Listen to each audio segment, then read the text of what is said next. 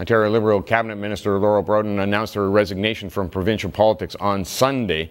The former Education Minister's resignation now has opened up a fourth Liberal seat in the legislature. For more details, let's get to Alex Gunn in the newsroom. Hi, Alex. Well, good morning, Pat. Nearly 10 years she has taken that position, and of course she will be stepping down. She made that announcement on Sunday, and like you mentioned, Pat, that is now the fourth seat that's up for grabs. We are really seeing quite a few ministers stepping down at this time, and of course Kathleen Wynne is going to have to fill those seats, calling for by-elections. And Broten said that she has, of course, advised Ontario Premier Kathleen Wynne of her decision to step down. In a statement, she did release this, which reads as follows. She says that after 10 years of practicing law and now nearly 10 years of having the privilege to represent the residents of Etobicoke and Lakeshore and serve Ontario families in the Liberal government, it is time for me to look forward to the challenges of the next chapter in my career. As I advised Premier Wynne earlier this week, I will not be seeking re-election in my riding and will be leaving politics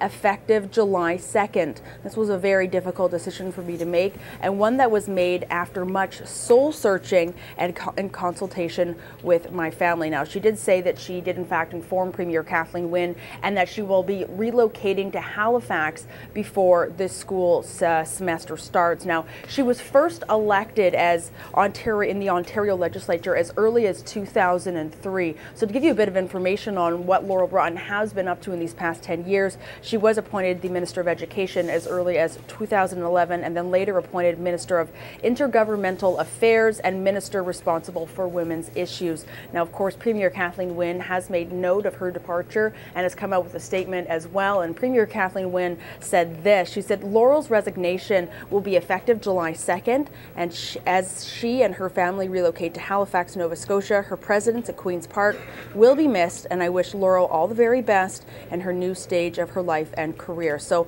not only are we seeing this new fourth seat, Pat, up for grabs, we are seeing, of course, Dwight Duncan's seat, Chris Bentley's seat, and then, of course, in Ottawa South, Dalton McGuinty's seat is now up for grabs as well. And Kathleen Wynne has quite a bit of time to get those seats or call for a by-election for those seats. But we are expecting to see Laurel Broten's seat brought forward fairly soon, and the others will likely happen all at once. So we are, of course, going to be waiting for that. And no doubt we're expecting to hear from Dalton McGuinty tomorrow, Pat, as well. Yeah, always interesting in a minority government, too. Thanks very much, Alex. You're welcome. Speaking of Mr. McGuinty, former Ontario Premier and MPP Dalton McGuinty will make his first public appearance this week since his resignation. And he shouldn't expect it to be pleasant, I don't think. McGuinty will testify before the committee investigating the gas plant scandal on Tuesday. The plants were axed at a tremendous cost to taxpayers. Now, since McGuinty resigned as Premier last October, reports of deleted emails pertaining to the cancellation of the two power plants just before the 2011 election were uncovered. A recent report by the Information and Privacy Commissioner found top Liberal political staffers destroyed these emails and documents. It prompted a complaint by the Progressive Conservatives to the Ontario Provincial Police. A criminal investigation is now underway.